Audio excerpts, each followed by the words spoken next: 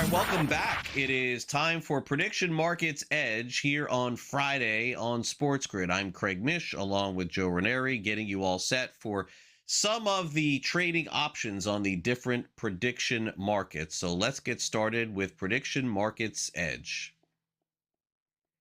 And we begin with Kalshi versus Polymarket. Kalshi has asked the CFTC in late April to crack down on Polymarket. There's infighting with the companies for not blocking U.S. users from their offshore exchange, but the request didn't make the agency's rule proposal released Wednesday. Kalshi has otherwise been winning policy battles in the CFTC, and they have a valuation of $22 billion. Isn't this an interesting dynamic here, Joe, considering that both of these companies have been battling everybody outside of the prediction markets? Now they're fighting themselves inside. I got some news for you. They shouldn't be fighting each other. Just let it be. Exactly it. Do not get distracted from the bigger picture, Craig, which is, listen, prediction markets are here to stay. They're not going anywhere, which is why you're starting to see traditional sports books now offer these kinds of markets, and that's the direction they're going, right? If you can't beat them, join them. The last thing you want to do is be battling with the two markets, the two platforms that pretty much have established what the prediction markets are all about. So hopefully they all get on the same page. Plenty enough money, I think, Craig, based upon that valuation, to go around for everyone. All right, so let's get started with our first play of today over in the prediction markets on Kalshi. Canada against Bosnia, Joe. Certainly Canada is expected to win today, and I'm looking at the tickets at 55% for Canada here. Yeah, and they're about a minus 120, 125, somewhere in that ballpark there as a favorite, but they are the host nation. If it's one thing we know, usually host nations do very, very well early on in the group stage. But again, this is one of those things where Canada is extremely underpriced in a few other markets as well. The guys that I have talked to believe Canada heads and tails above Bosnia here. They're underpriced not only in this game, but also in the group. They believe that Canada's got a really good price and really good value to win Group B, and of course, then make it possibly to the quarterfinals. So there's a lot of different markets to approach. It's not just the single game markets. If you like Canada today, I would go ahead and maybe look to invest also in Canada winning Group B, because what happens, Craig, is we're not necessarily betting outcomes. We're betting the repricing of the market. If we wake up tomorrow, Canada wins this game, they're going to be repriced in all of those future markets moving forward. The game of the day has got to be USA and Paraguay. Here in the United States, try to find somebody that wants to take Paraguay. You probably can't do it. But the reality is that in this market, Joe, Paraguay probably has a shot. We still don't really know how USA is going to fare, but certainly the trend here is toward Team USA. It is. And Paraguay, again, missing one of their top strikers for this game with a injury. So, but again, Team USA, I had mentioned the market perception. Listen, there are people that are going to go to Kalshi or Polymarket, and they are going to bet Team USA regardless. You're going to, and they know it, we know it, all the markets know it. So they are going to tend to be a little bit overpriced here in spots. But for Team USA here, I think we're going to get goals in this game. I think both teams to score is a pretty good look here. I think Team USA might shock a few people here. So not only taking them, not only to win this, but maybe also taking the over 2.5, because I do think goals are coming here with Team USA tonight. We've got a baseball game tonight going to be played. We thought this would be for the division, or at the very least the wild card, Joe, but it's just a matter of which direction these two teams are headed. The Braves are headed toward the postseason. The Mets are headed toward golf season. 50% of the tickets, though, on tonight's game are on the Mets, and 50% are on the Braves. So it certainly seems like this could be a fun game tonight. The question is, does Nolan McLean show up? And if so, how deep does he go in this game to keep them alive? That is a good question, and I think he's going to be fine, Greg. I mean, outside of a couple of bad starts here, where we were scratching our heads out on the West Coast, they're like, what is going on with him? I think he has found it. He's figured it out mechanically. He's got better swing and miss stuff than most. So, and I also think Atlanta kind of going through it a little bit. No, I mean, they lost 2 straight against the White Sox. Their game last night was rained out, but no Acuna now in this spot here. And yeah, I kind of think both Strider and McLean have an opportunity to miss a few bats here and maybe, just maybe, keep the run production down at Citi Field here tonight. Jacob Mizorowski pitches for the Brewers tonight. When he's on the mound, they generally win. And so right now, 60% over on Kalshi is on the tickets for the Brewers here, 31% on the Philadelphia Phillies. Phillies are a really good team, Joe. I liked your take earlier on this one as far as the runs scored in this game. Maybe they get to the Miz a little bit. Schwarber has been hot, but the problem is for the Phillies, every 5 days, Andrew Painter is out there, and while he's one of their top prospects, and I think eventually he'll be a good pitcher, he just unfortunately is not getting a lot of outs right now. Yeah, and he's also not getting, he's had some unfortunate luck here with batted balls over a couple of starts, so his numbers are a little bit inflated. But the good news for Philadelphia is that the bats are hot.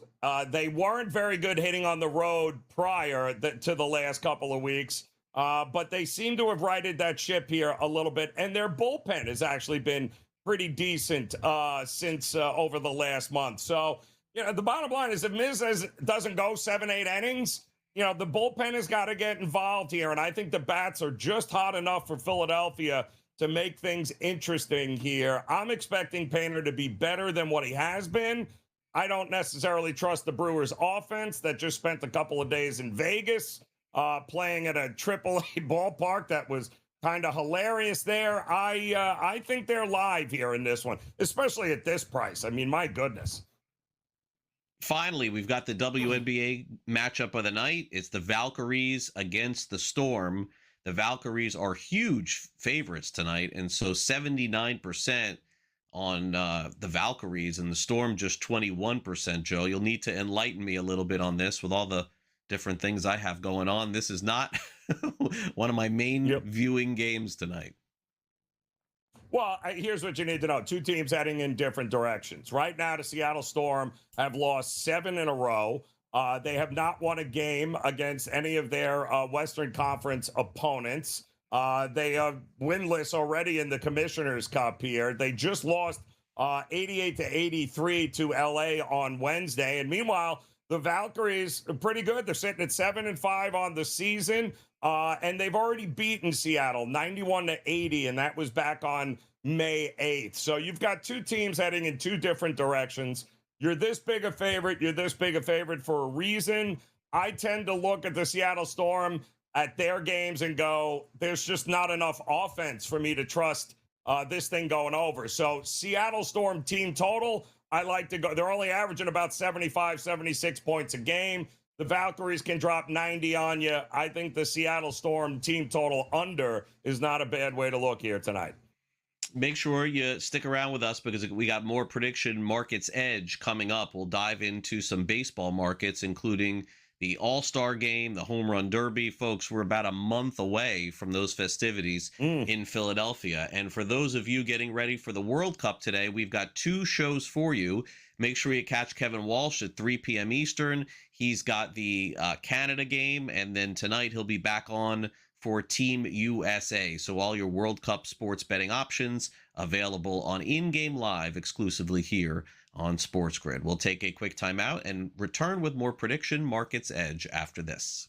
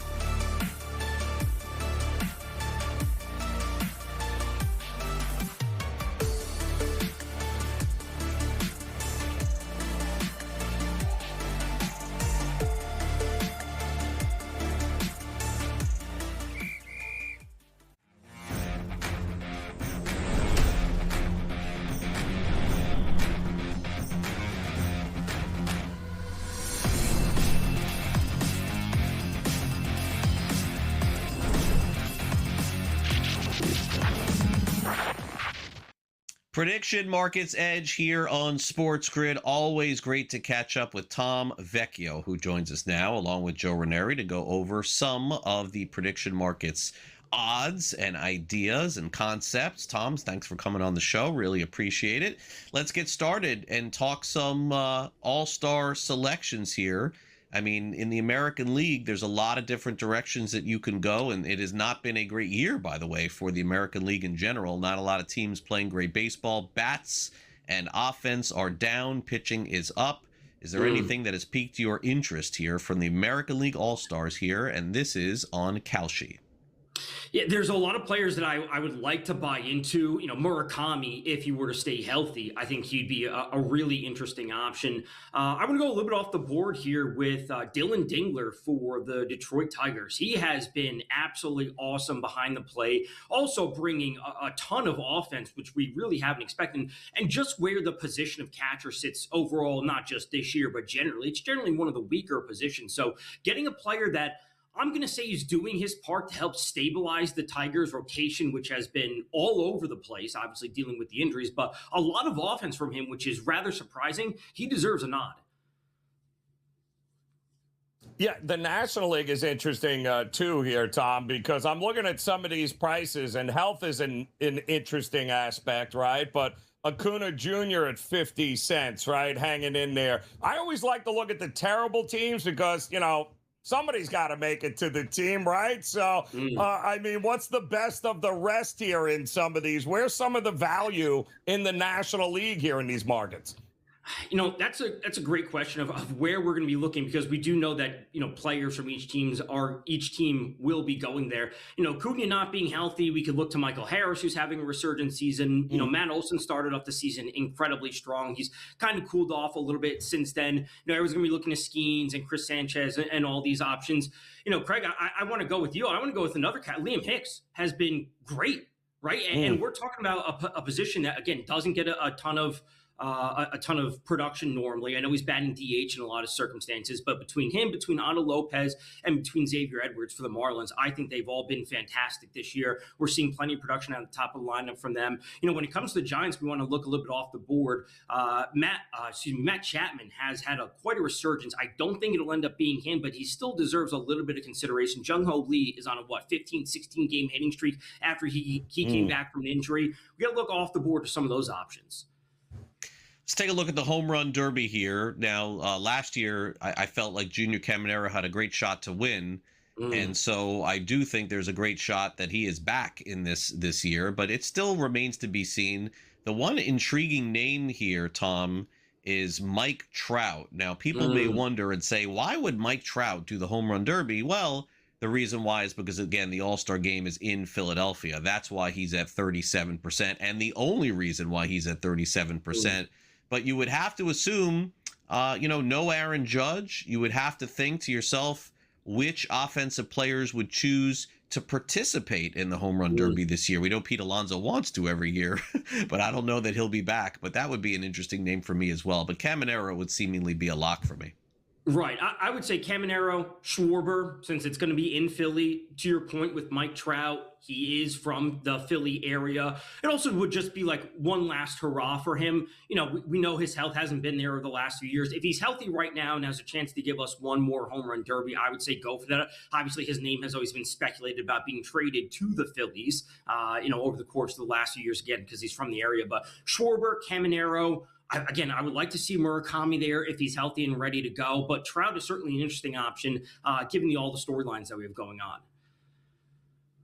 But didn't O'Neal Cruz do it last year, was it, and didn't fare out very well? I believe he's about 30 cents right now trading. And Jordan Walker also having a pretty good season. That would be interesting also at about 30 cents here. So there are some guys, I think, that, once other guys bow out, some of those younger guys might absolutely step in here, but forget the hitters. I think these are two of the most fascinating markets that are still on the board here, Tom. The American League Cy Young, you and I have talked about this. We felt it was wide open last month. Schlittler's had a couple of rough outings. Dylan Cease, what a battle he just had. Jacob deGrom, where are we looking here now for value in the Cy Young market? That's a really good question. At this point, it's tough to say given where the top of the board lies with Cease missing a little bit of time. He came back, like you said, he had a great outing versus the Phillies this past week. Schlittler hasn't been amazing. It really comes down to what happens this weekend with Tarik Skubal coming back for the Tigers, because he pitched the other day. He had a rehab start. He looked good. We know the upside that Skubal can bring. If he's healthy and can string together old Skubal type starts, he's going to be vaulted right back to the top of this leaderboard before we know it, especially with these other players faltering. I'm always concerned about deGrom, not being that he's not going to be good, just the volume that he'll have, where they may ease back on his innings, and we may just see other pitchers like Dylan Cease push past him in terms of total strikeouts, total innings pitched, and that will always be an argument for some people. So the top of the board is very interesting. I still have belief in Brian Wu just because I think the talent is there for him. I know it wasn't the best start for him yesterday, but I think he's an option you all should be considering as a much longer shot. Tom, the Cy Young Award market to me, and man, I hate to say this and throw this on there, but I mean, this is about health for me because I can't pick a winner between Christopher Sanchez and Jacob Misiorowski. So it's like whoever is healthy the entire season and makes every start, I think wins the NL Cy Young. I liked Ohtani, about a month ago, but it just does seem to me that they are still going to handle him a little bit more carefully. His numbers may be better than these guys just statistically at the end of the year, but the innings for Sanchez and Misiorowski piling up, I can't pick a winner here. No, I would say the same thing. And, Ohtani did leave last night's game with knee inflammation. They said it's not serious, but I was always under the assumption that they would back off of Ohtani in terms of volume. And they said, he's going to get a day off. He's not going to hit when he's pitching. Then he's going to have the next day off, et cetera, et cetera. So I was never on board with Ohtani winning the Cy Young. The MVP is obviously a different story. But between Miz and Sanchez, it's a coin flip at this point. And I have to say that it's one of those things you have to be ready for the schedule where if one has a bad outing and the next is going to pitch the next day, you want to be looking to buy in and out as the pitcher has a bad outing before that other pitcher has a good outing, because the market's going to change so fluidly as they have good outings and bad outings on a day in and day out or week-to-week basis. Tom, enjoy all the baseball this weekend. Thanks again for coming on the early line. We'll catch up again next week. Thanks again. Absolutely. Thanks for having me. Tom Vecchio here with us. We'll come back and wrap things up for this Friday edition of Prediction Markets Edge. We'll be back with more after this.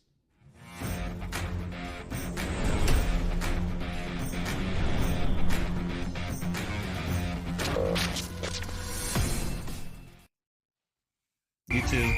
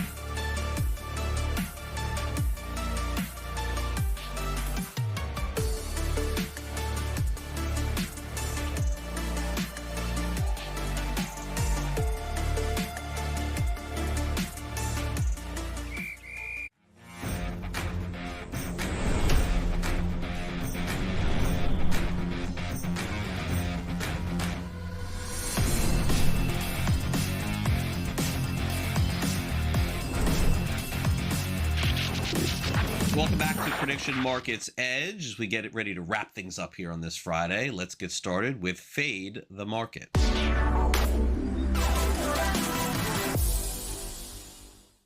Our poll question of the day, Joe, vote now. What market do you want tomorrow on Prediction Markets Edge? And of course, an overwhelming choice, it is the NBA Finals, followed by nothing.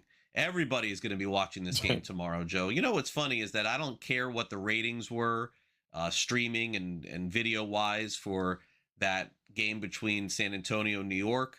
It's the residual from that. Everybody is going to tune in to see what happens next.